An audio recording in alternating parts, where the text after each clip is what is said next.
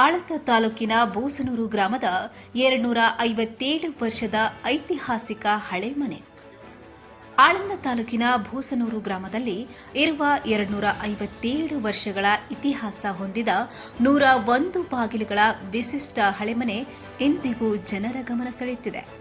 ಈ ಮನೆ ಕೇವಲ ವಾಸಸ್ಥಳವಲ್ಲ, ಬದಲಾಗಿ ಹಳೆಯ ಕಾಲದ ವಾಸ್ತುಶಿಲ್ಪ, ಸಂಸ್ಕೃತಿ ಮತ್ತು ಜೀವನ ಶೈಲಿಯ ಜೀವಂತ ಸಾಕ್ಷಿಯಾಗಿದೆ.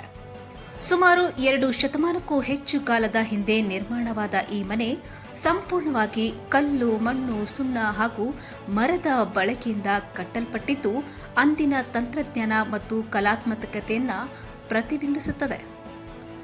ಮನೆಯೊಳಗಿನ ಅನೇಕ ಕೊಠಡಿಗಳು, ವಿಶಾಲ ಒಳಾಂಗಣ, ಗಾಳಿಯ ಹರಿವಿನ ಅನುಕೂಲವಾಗುವ ವಿನ್ಯಾಸ ಮತ್ತು 101 ಬಾಗಿಲುಗಳು ಈ ಕಟ್ಟಡದ ಪ್ರಮುಖ ವೈಶಿಷ್ಟ್ಯವಾಗಿದೆ.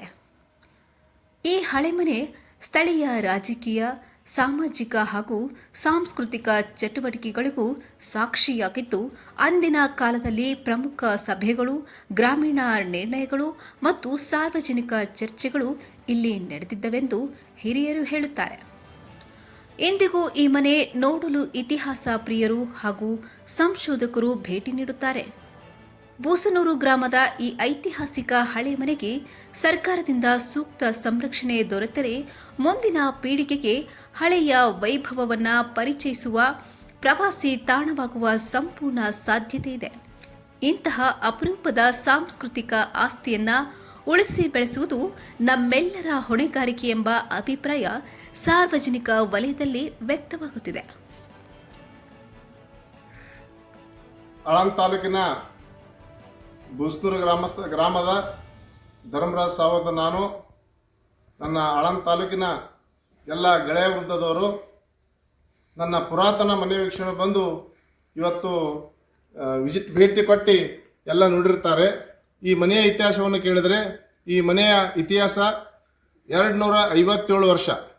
ಇದು 108 ಬಾಗಿಲುಗಳು, 48 ಕೋಣೆಗಳಿದ್ದು ಇದು ಕಟ್ಟಿಗೆಯಿಂದ ಮಾಡಿರುತ್ತದೆ. ಈ ಮನೆಯ ಯಜಮಾನರು 5 ತಲೆಮಾರಿನವರು. ನಾವು ಇರೋದು 5 ತಲೆಮಾರಿನವರು. ಇಲ್ಲಿರುವವರು ಎಲ್ಲರೂ ನಾವು ಗುಲ್ಬರ್ಗದಲ್ಲಿ ಶಿಫ್ಟ್ ಇರೋದರಿಂದ ಈ ಮನೆ ನೋಡಿಕೊಳ್ಳಲೆಂದೇ 5-6 ಆಳುಗಳನ್ನು ಇಟ್ಟಿರ್ತೇವೆ.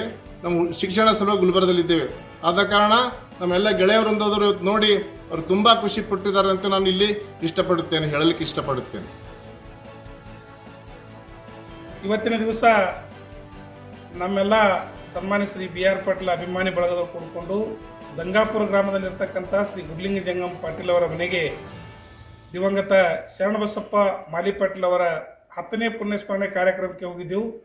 ಬರುವಾಗ ದಾರಿಯಲ್ಲಿ ಮೊನ್ನೆ ನಡೆದ ಸಹಕಾರ ಸಕ್ಕರೆ ಕಾರ್ಖಾನೆ ಚುನಾವಣೆಯಲ್ಲಿ ನಿರ್ದೇಶಕರಾಗಿ ಆಯ್ಕೆಯಾಗಿರ್ತಕ್ಕಂಥ ಧರ್ಮರಾಜ್ ಸಾವು ಅವರ ಮನೆಗೆ ಹೋಗಿ ಬರಬೇಕಂತಕ್ಕಂಥ ವಿಚಾರವನ್ನು ಎಲ್ಲ ನಮ್ಮ ಗೆಳೆಯರ ಬಳಗ ಕೇಳ್ಕೊಂಡಾಗ ನಾವು ಇವತ್ತಿನ ದಿವಸ ಧರ್ಮರಾಜ್ ಸಾವು ಅವರ ಮನೆಗೆ ಬಂದು ಭೇಟಿ ಕೊಟ್ಟು ಅವರ ಪುರಾತನ ಕಾಲದ ಮನೆಯನ್ನು ವೀಕ್ಷಣೆ ಮಾಡಿದೆವು.